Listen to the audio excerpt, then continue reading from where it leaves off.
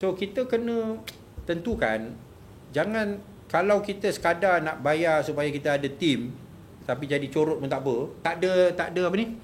Tak ada drive lah, tak ada seriousness dan kesungguhan. Ni pandangan saya. Anyway, saya ucapkan terima kasih atas kehadiran semua. Saya yakin semua mengetahui bahawa keadaan kurangnya kewangan bagi KL City is nothing new. KLFA, kita sejak saya menjadi presiden pada penghujung 2019, pada ketika itu saya menteri wilayah, kita tubuh dan bentukkan pasukan, dan bila kita tubuh dan bentukkan pasukannya, kita meletakkan bajet 10 juta setahun daripada DBKL. Pada ketika itu saya menteri wilayah, maka kita yakin bahawa 10 juta setahun itu dari DBKL boleh diperolehi. Maka pilihan tim dan sebagainya, coach dan sebagainya adalah berdasarkan kepada bajet yang sedemikian rupa. Malangnya pada 2020 bulan Februari, kerajaan telah jatuh dan naiknya menteri wilayah yang baru. Maka menteri wilayah yang baru hanya meluluskan 5 juta. So kita dah form team, kita dah pilih coach, kita dah ada kontrak dan sebagainya, berdasarkan kepada bajet sebanyak 10 juta setahun dari DBKL. Tetapi malangnya oleh kerana keputusan ataupun keadaan politik, sepatutnya tidak ada kesan kepada bola sepak, tetapi malangnya tidak sebegitu. Di Malaysia ini semua politik.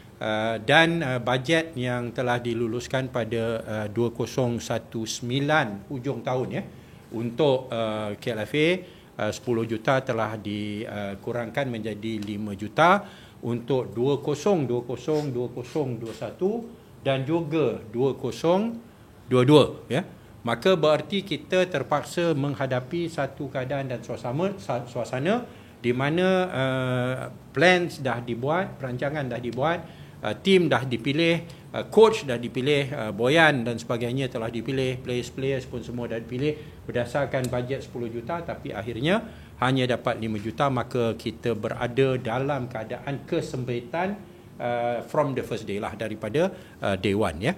Kita dapat menampung pada 2020 dengan projek usaha pembangunan tanah akademi KLFA. Itu dapat menampung keperluan sedikit sebanyak, dan kita survive 2020.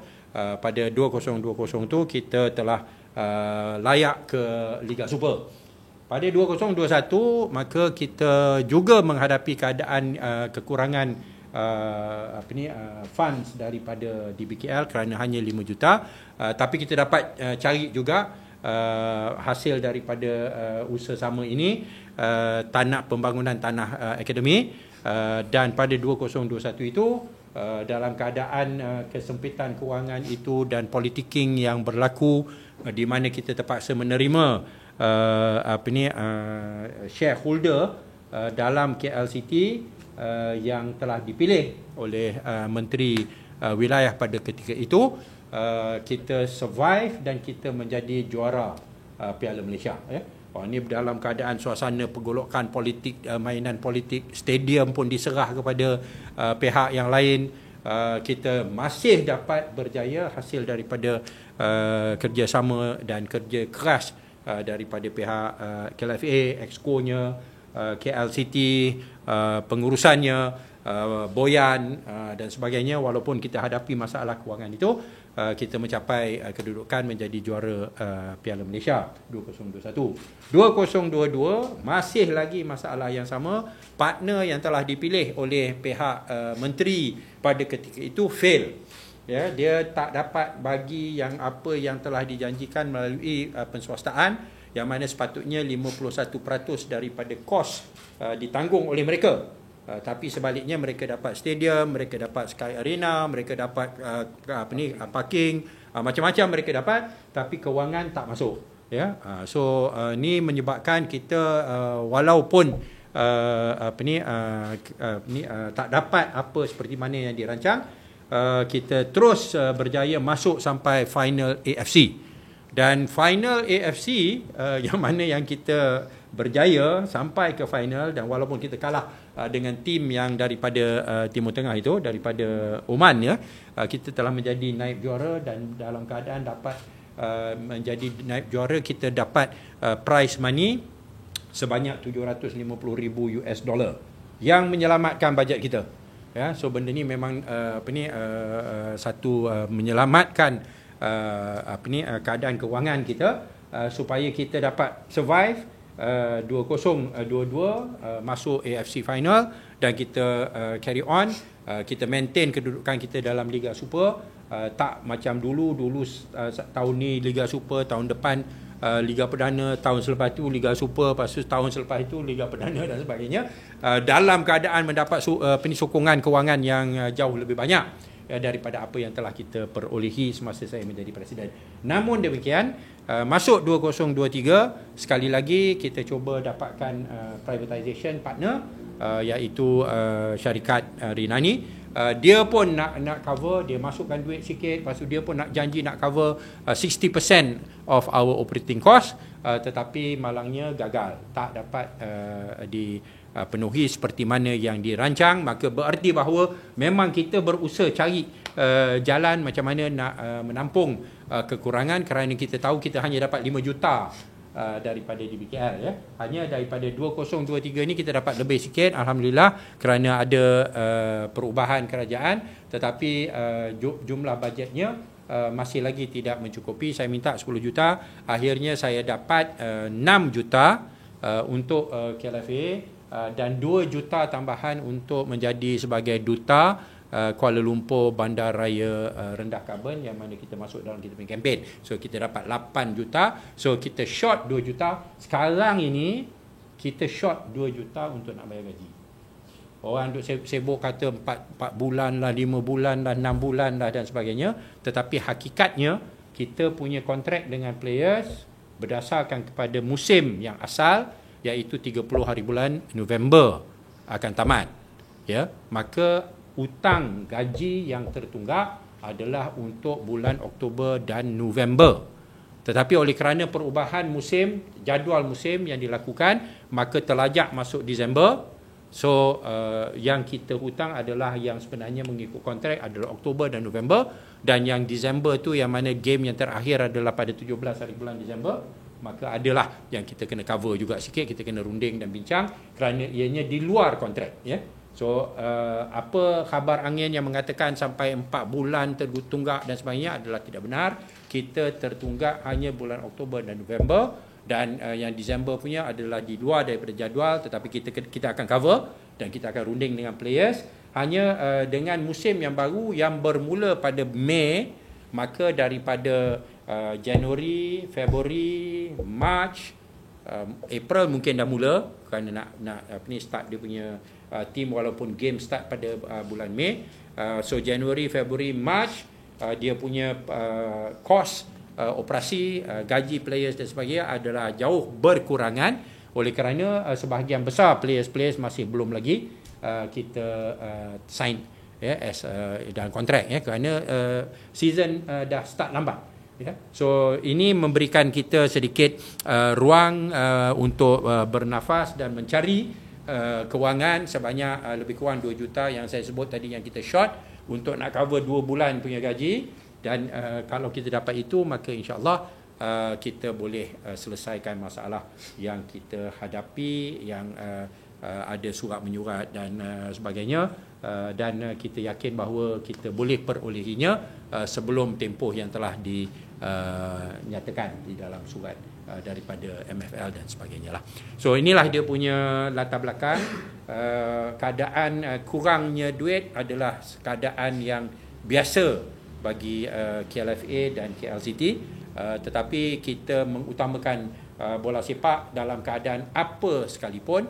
Kita kena faham juga bahawa pada 2023 kita telah terpaksa mengambil satu tim tambahan ya di bawah jagaan kita, iaitu kalau dulu adanya under 19 dan under 21, tapi sekarang ni kita ada under 18, under 20, under 23, selain daripada yang tim Liga Super.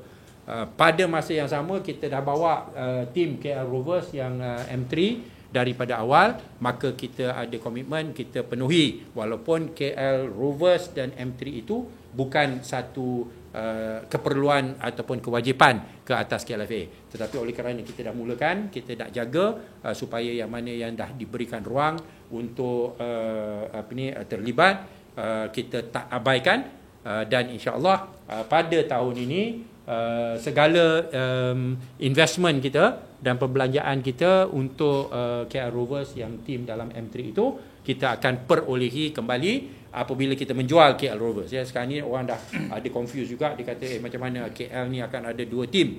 Ya, sebenarnya kita tak boleh ada 2 tim. We can only have 1 team.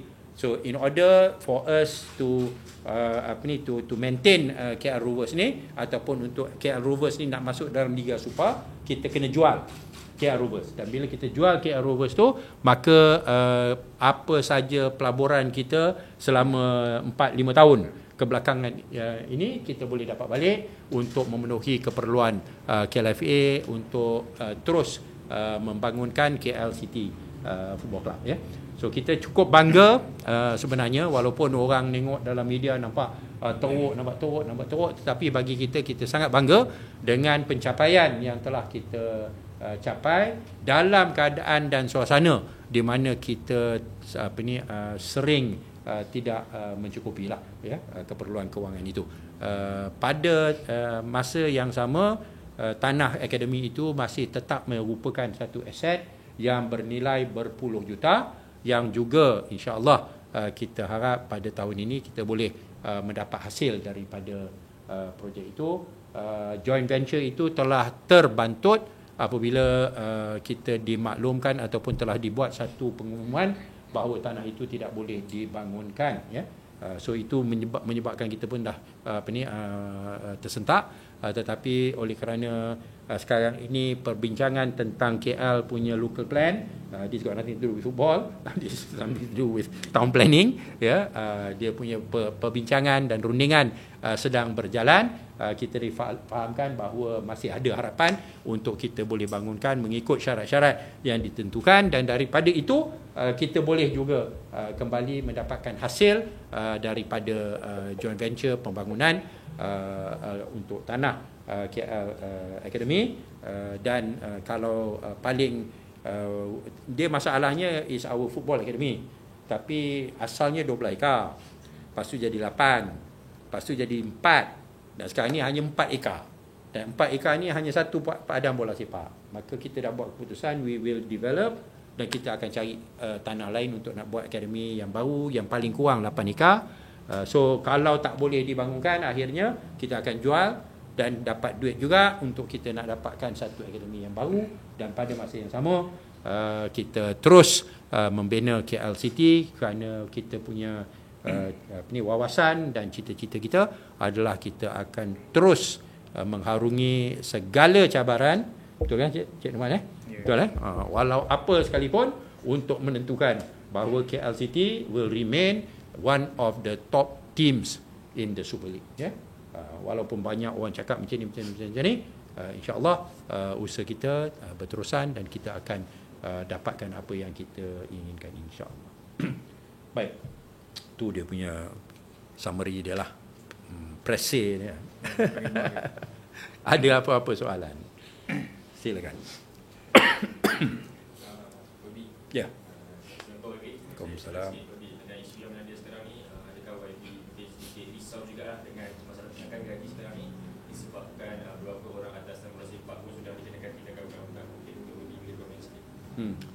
Saya memang saya risaulah untuk nak carikan duit untuk nak bayarkan gaji tunggakan.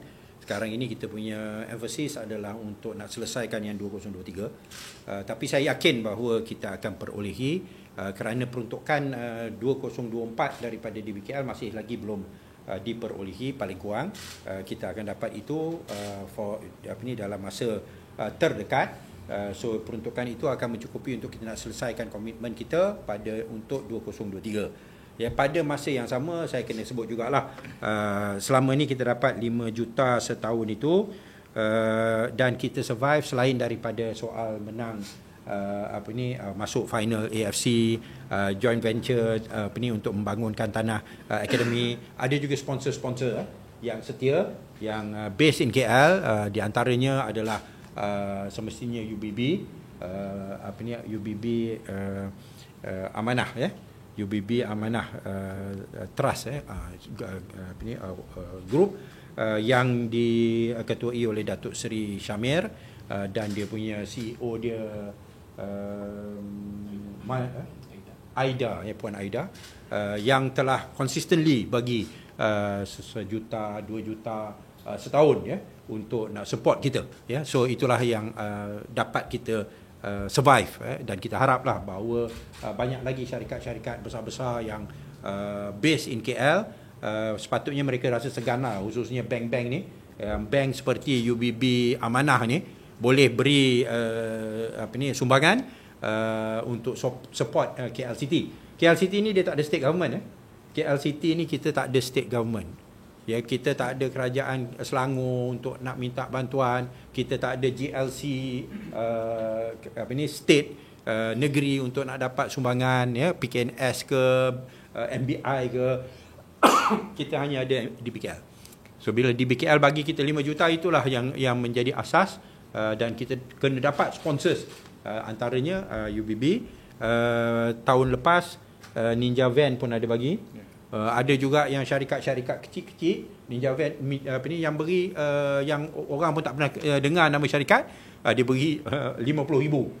50,000 orang dengar kecil, tapi kalau ada 10, ada 20 syarikat yang bagi 50,000, 50,000, we can make a month's salary lah.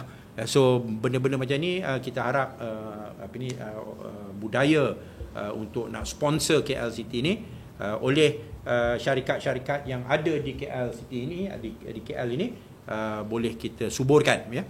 So untuk 2023 insya-Allah, dengan perkembangan mutakhir ni, saya yakinlah kita boleh cover soal nak pergi mahkamah ke apa ke. If we have to go, we go, because kita tetap akan perjuangkan masa depan pasukan bola sepak ini, seperti mana yang kita tahulah. Kalau pergi, nauzubillah lah, kalau pergi, saya pun dah biasalah pergi mahkamah kan. Bukanlah kita kata kita tak takut ataupun tak risau, tetapi it's a process, makan masa. Sambil itu usaha untuk nak selesaikan masalah itu akan kita terus usahakan. Waalaikumsalam. Yes. So kalau boleh Wati kongsikan mungkin peminat nak tahu lebih anggaran tunggakan Oktober, November tu berapa? Maksud dan bila ada jadual pembayaran tak Wati pada pemain-pemain ni? Okey. Dia punya bayaran untuk setahun adalah untuk sebulan adalah lebih kurang 1 juta. Kita punya bajet lebih kurang 1 million per month untuk settle gaji. So untuk 2 bulan adalah 2 juta. Tu yang saya sebut, kata yang saya minta 10 juta daripada DBKL, tapi so kita punya bajet apa yang kita buat kira-kira tu dah tepat. Hanya nak dapat duit tu kita tak tercapai. Tu ada banyak faktor lah.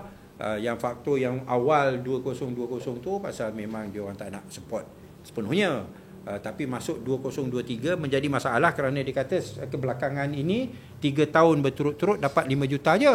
So tiba-tiba saya minta 10 juta. PMX pula pada masa itu adalah menteri wilayah. Tak ada menteri wilayah nak jumpa PMX nak minta pasal bola sepak. Bukan satu dia ada banyak masalah lain kan. Masalah kita ni masalah kecil bagi dia. So bila kita minta 10 juta, dia kata selama ni kamu dapat 5 juta kamu boleh. Tak apa saya tambah. Dia tambahlah jadi 6 juta. Lepas tu dapat 2 juta yang tu jadilah 8 juta. Yang 2 juta tu yang kita punya peranan sebagai duta KL Bandaraya Rendah Carbon. So yang tertunggak adalah sebenarnya untuk gaji players adalah sebenarnya 2 juta. Itulah yang 2 bulan lah, lebih kurang lah 2 juta. Not exactly 2 million, tapi lebih kurang begitulah. Kita dapat duit tu, kita hari ni dapat, besok bayar. Itu jadual dia. Pasal jadual ni bukan ditetapkan oleh kami. Kami ni KLFA ni bukan syarikat perniagaan. Kita bukan ada income. Yang lain lah kalau kita berniaga, kita jual ketum ke, jual apa ke, adalah kita boleh kata okey, bulan depan punya bil pendapatan banyak ni dan sebagainya. Tapi tak ada. So kita bergantung kepada sumbangan. Sumbangan utama dan penyumbang dan sponsor yang utama adalah DBKL. Dan dia tidak seperti mana kerajaan-kerajaan negeri. Kerajaan negeri Kedah tu MB yang saya tak berapa suka tu, dia buat statement, dia kata dia dah bagi 15 juta. Ya, dia tak nak bagi lagi ya. Aku kalau dapat 15 juta dah settle dah. Ya, tapi tak ada. So kita dapat daripada DBKL. That's our main sponsor. So that is why kita punya jersey sentiasa ada nama DBKL. Dan kita harap kita boleh dapat jugalah stadium ni balik. Pasal dulu diserah kepada syarikat swasta yang ada hubungan dengan menteri wilayah itu pada ketika itu. So sekarang ni dia dah fail, dan kita difahamkan telah dipulangkan balik kepada DBKL. Kita nak mintalah biar kembali kepada amalan yang sebelum masuknya menteri wilayah yang itu, di mana kita dapat stadium tu dapat balik pada KLFA. Dan bila KLFA jaga, kita boleh jaga dengan baik, dan kita pun boleh dapat hasil daripada itu, walaupun tak sebanyak, tetapi membantu. Ya. Tunggakan tu perlu melibatkan pegawai pasukan ataupun macam mana? Yang sejuta tu memang termasuk semualah. Maknanya dia punya coach, dia punya management dan sebagainya lah. Sejuta. Dia satu tahun lebih kurang kita belanja 14 juta tu oleh kerana kita ada tanggungan tambahan under 23, under 20, under 18 dan sekali-sekala. Tapi KL Rovers setakat ni banyak, tak banyak lah. So kalau kita jual, kita dapat jual pun, kita mungkin boleh dapat balik duit yang kita dah invest. Kita harap kita boleh dapatlah dalam 1 ataupun 2 juta pun boleh tolong kita untuk menyelesaikan masalah. Ya, ni masalah siapa yang qualify nak dapat masuk lesen Liga Super ni pun keputusan tu agak lewat. Ini pun menyebabkan kita bermasalah. Tapi kita difahamkan bahawa immigration dah buat keputusan dia tidak akan masuk Liga Super. So bila immigration tak masuk, kita nombor 2, immigration nombor 1. So KL Rovers sepatutnya terus mendapat kedudukan untuk masuk dalam Liga Super. Tim ini kita tak boleh jaga, kita boleh jual. Ya. So bila kita jual, kita boleh dapat balik apa kita punya investment, dan kita boleh guna untuk nak settle kita punya shortfall juga. Ya. Ada pasukan yang menyatakan minat untuk beli? Ada. Dia ada yang cakap minat, tapi setakat ini berdasarkan pada pengalaman kita sepanjang 3-4 tahun ni, cakap tu kadang-kadang tak boleh pakai. Berapa tim, berapa entiti yang minat tu? Ada 2-3 lah. 2-3 lah. Ya. Saya tak boleh sebutlah siapa. Ya, tapi memang ada, pasal bila dapat confirm dapat lesen Liga Super tu, saya rasa pada masa itulah akan semua berebut nak dapat, nak beli.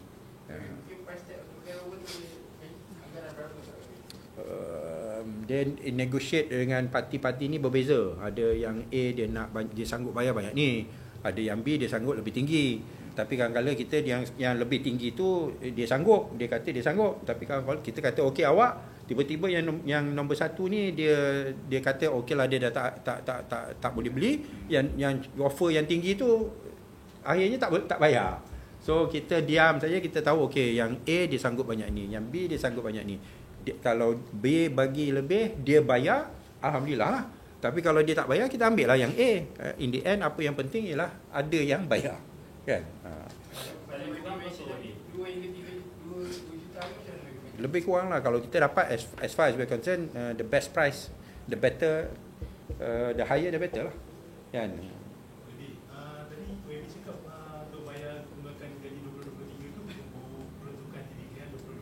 Ya. Bila macam tu, adakah nanti 2024 ni akan kurangkan gaji lagi? Ya. Balik tu dah macam gaji lubang tu lubang lah. Yalah. That has been our story for the past 3 years lah. So memang itulah yang kita survive selama ini. Pada masa yang sama, dengan itu kita dapat masa yang lebih untuk nak cari funds daripada sponsors yang lain. So sponsors yang untuk 2024 ni dia belum masukkan lagi. So kalau kita guna duit yang masuk awal, kalau sponsor masuk awal, kita guna duit sponsor. Kalau DBKL masuk awal, kita guna duit DBKL. Masalah kewangan itu kita kena hadapi dan kita kena cari penyelesaian. Pada masa yang sama, ada juga yang investor yang hari itu yang dah masuk fail, yang pertama, yang kedua pun masuk dah fail.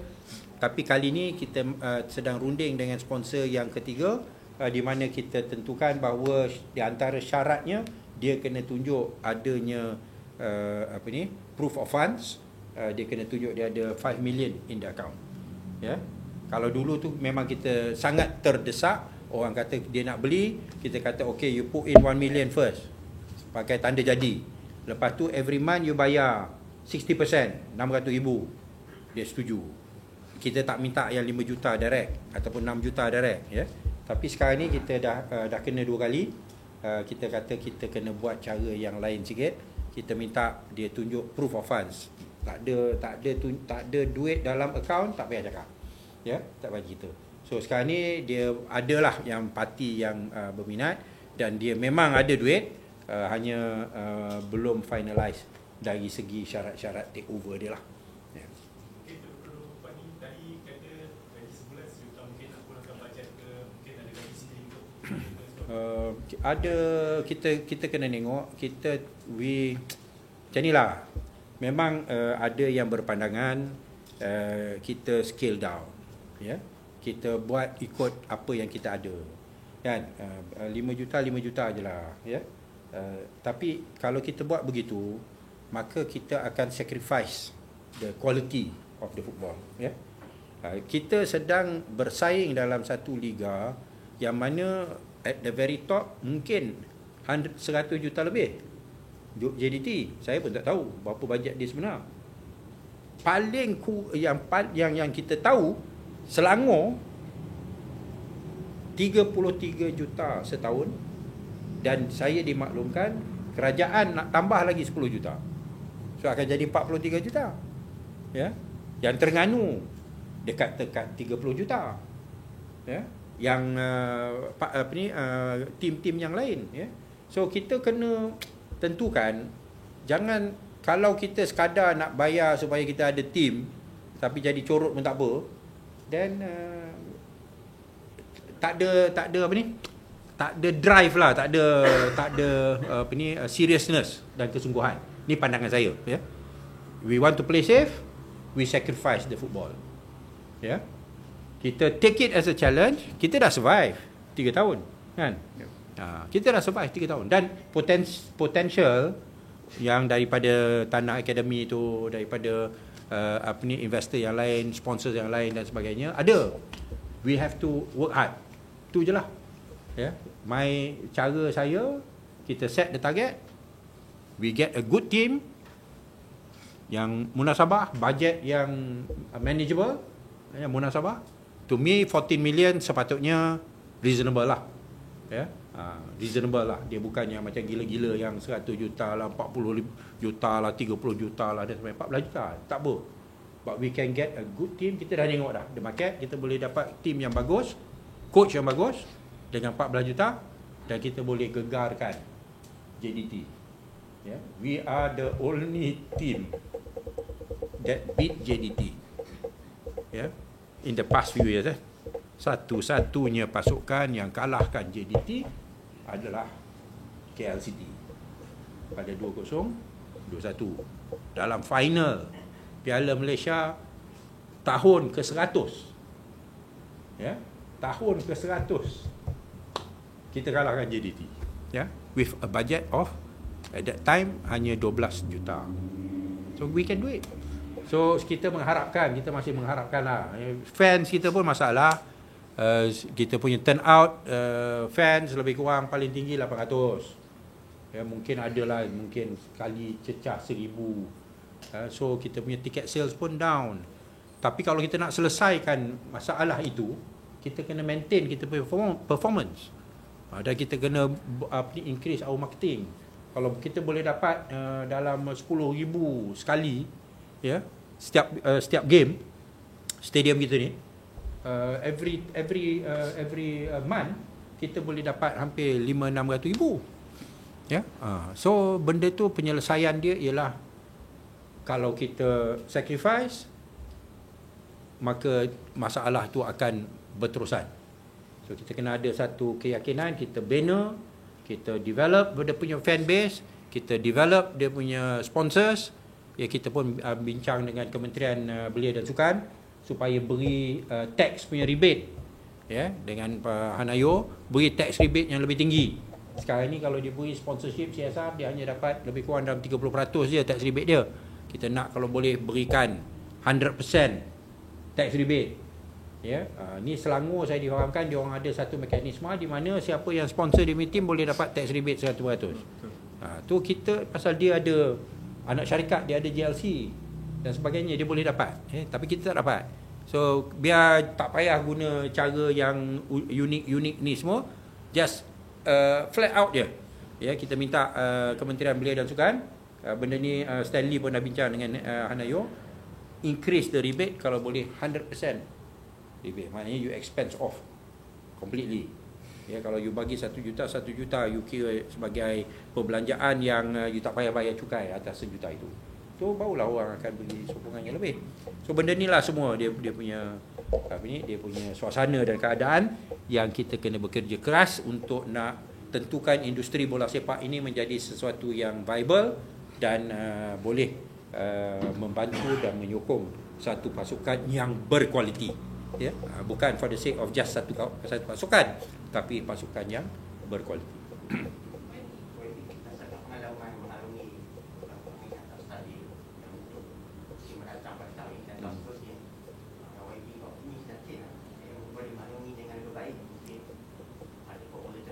Ya.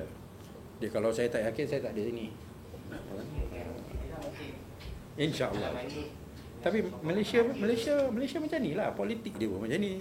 Dia punya bola sepak dia pun macam ni. Ya? Ada orang yang tak suka tengok stabil. Dia buat macam-macam punya. Kita punya ni SPRM datang tau. Dah SPRM datang pada tahun 2021, 2022. Datang SPRM datang siasat. Baru-baru ni dapat surat tak ada benda. Tapi bila datang SPRM dia raid, kan? Keluar berita. Tu pun menjadi masalah bagi kita nak dapat sponsor juga. Ada je yang nak timbulkan masalah. Ya, tu yang kita kena hadapi dengan baik, dan kita yakinlah insya-Allah kita boleh. Ya, kita boleh insya-Allah.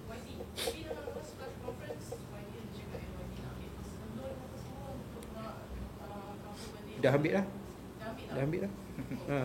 Tu I took 300,000 loan. Stanley pun ada ambil loan.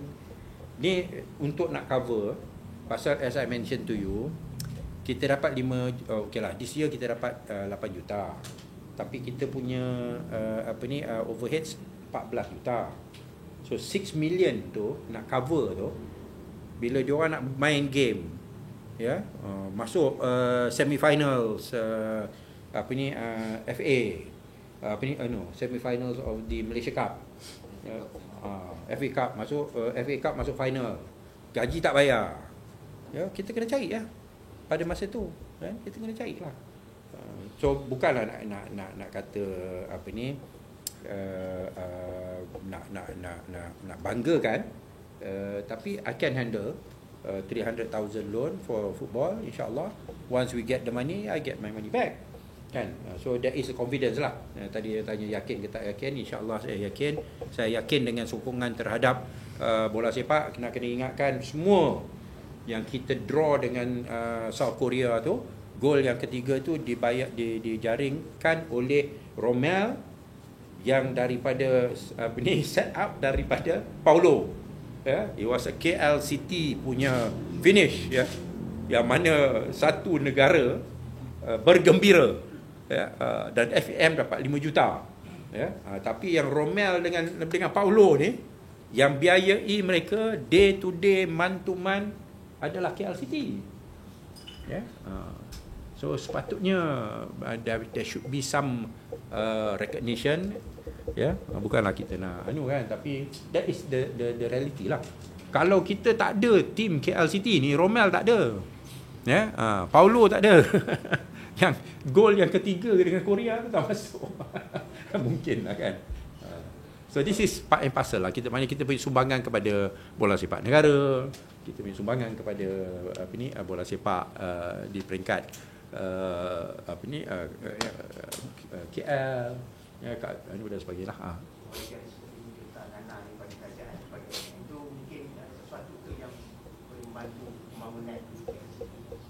Ya.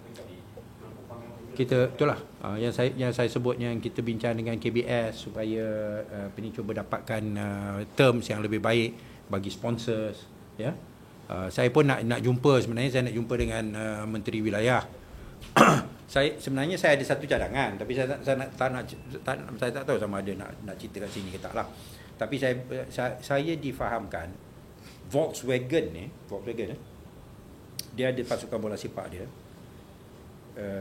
Saya dimaklumkan oleh pihak Volkswagen, dia kata setiap kontraktor yang dapat projek dekat kilang dia diwajibkan bagi 3% daripada nilai kontrak itu kepada sebagai CSR untuk dia punya dia punya persatuan sukan, ya. So saya fikir kalau di BKL amalkan satu amalan yang seperti itu, ya, sebagai contohlah kan, whatever contracts di BKL gives untuk yang cuci longkang lah, yang potong rumput lah, yang bersihkan sungai lah, apa saja projek kan yang di BKL kontraktor dapat 3% bagi kepada dia punya CSR. Ya, I think that would be enough to cover. Dan buat secara telus kan. Ni nak bincanglah dengan DBKL. Kalau saya Menteri Wilayah lagi, mungkin saya senanglah, saya nak boleh buat kan. Tapi saya rasa ni antara cara siapa yang dapat kontrak di KL, dia bagi 3%. Bukan bagi bawah meja ataupun tepi meja, secara telus. Dia punya kontrak dia dapat berapa? 20 juta. Bagilah 3%, 600,000 sesatu kontraktor. Sebagai contohlah. Okey. Ni saya tak boleh lah dedahkan banyak lagi kan idea-idea ni kan. Tapi itu untuk masa depan, insya-Allah. Sekarang ni nak settle yang 2023. Tu yang terutama.